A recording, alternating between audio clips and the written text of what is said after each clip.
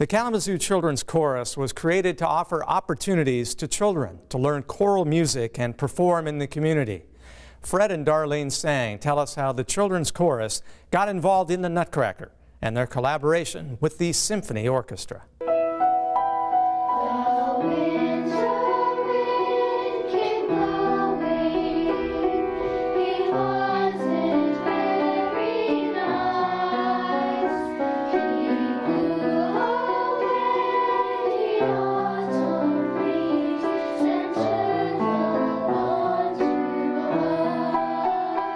Let's look at the big picture. Who is this Kalamazoo Children's Chorus? We are comprised of 8 choirs that are spread throughout this community.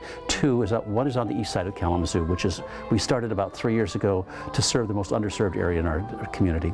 We have a choir that we started last year, El Sol, which is a Hispanic choir for children who speak Spanish.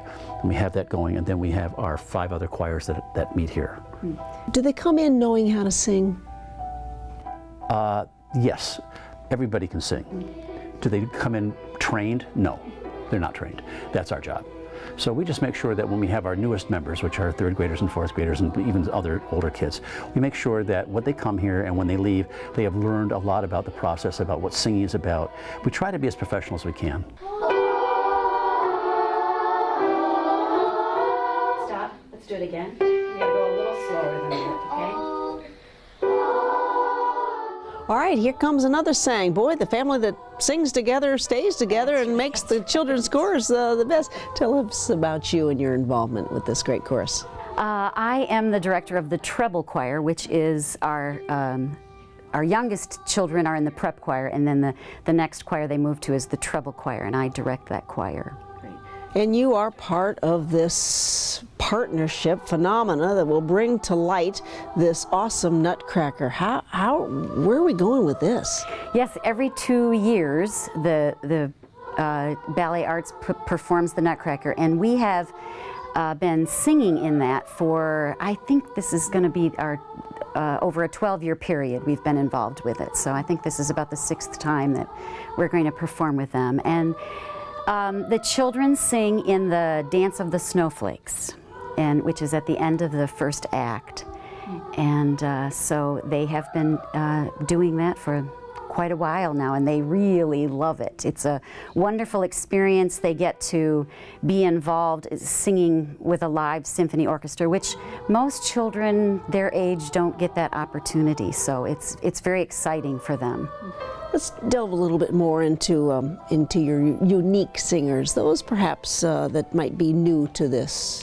About 3 years ago, we decided that we needed to provide an opportunity for children who live on the east side of Kalamazoo, which is the most underserved area of the community. We found that out through conversation with the Gilmore Foundation and other folks who are aware of that. And we said we need to provide an opportunity for the kids that live in that neighborhood to have a place to sing in their neighborhood and perform in their neighborhood, so they don't have to worry about transportation, anything else like that. So we set that up, and it was a leap of faith on our part, because the first year we had tryouts, we had 3 nights of tryouts, and not one child came. And we sat there thinking, oh, what have we done? We've overreached. We had people who were willing to help, but in fact, it took a long time. It's taken 3 years. We're up to about 35 kids in the choir now. They come and they find out that they can trust who we are and what we do, and the opportunities that their children have, their parents see that.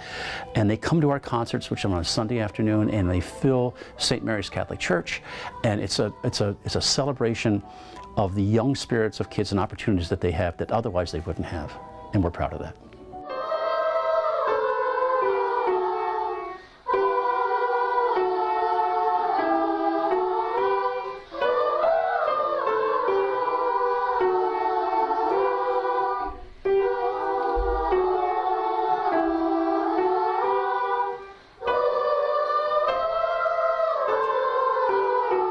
When do you actually all come together to rehearse? Is there a rehearsal before showtime? Yes, there is. We prepare the music ahead of time, of course, during our regular weekly rehearsals. And then we have a couple rehearsals where the director of the symphony comes in and works with the children, and to make sure that they're doing what he wants them to do. And then we have the week before the performance, we have 2 rehearsals with the ballet and the symphony, so that we can get everything together and, you know, we're all on the same page at the same time. How important is that to we, the audience member?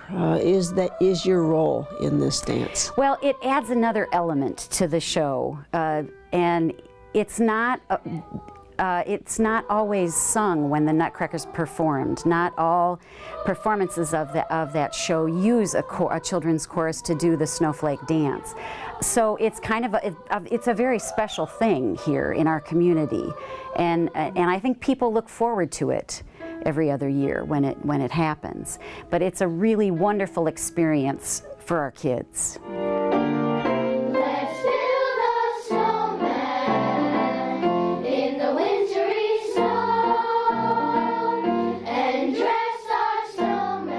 The stories from the young to maybe when they walk out and move on in life. Do you have one for us? We have so many kids. What we're most proud of is that we send kids out of here not to be professional musicians. If that happens, that's great. But what's most important is they become advocates for the arts in their community. So we have people who are doctors, judges, teachers, and whatnot. But we also have people who are singing opera professionally all over the world. We have people who are on Broadway. Hannah Ellers, who was just in Bright Star, was a member of this organization when she was in school, and she's opening in Broadway in another show. We have kids that are all over the place that are doing wonderful work in the arts, but more importantly, doing wonderful work in their communities to make the arts an important part of it.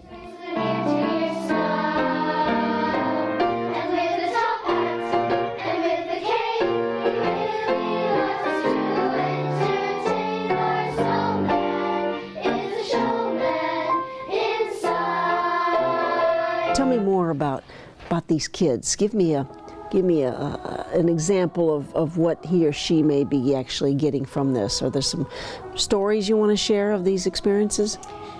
Well, it's always a unique thing for the children because, as I said earlier, most of them have never performed with a live symphony orchestra, so that's a really cool experience for them. The children in my choir range around 5th and 6th graders, and so children of that age don't often get an experience of singing with a live orchestra, so that for them is a real treat. When we go in and practice the first time, it's always difficult because they want to watch the dancers on the stage, because of course it's a lovely, lovely thing to watch. And they want to watch all those live musicians playing instruments right next to them. So we have to work a lot on focusing on the director of the orchestra so that they don't miss their cues when it's time for them to enter and exit. And you married a guy whose last name is Sang. Absolutely. Perfect name for choir directors. Congratulations on this opportunity for you. Thank you so much. Yep. Support for Kalamazoo Lively Arts is provided by the Irving S. Gilmore Foundation, helping to build and enrich the cultural life of Greater Kalamazoo.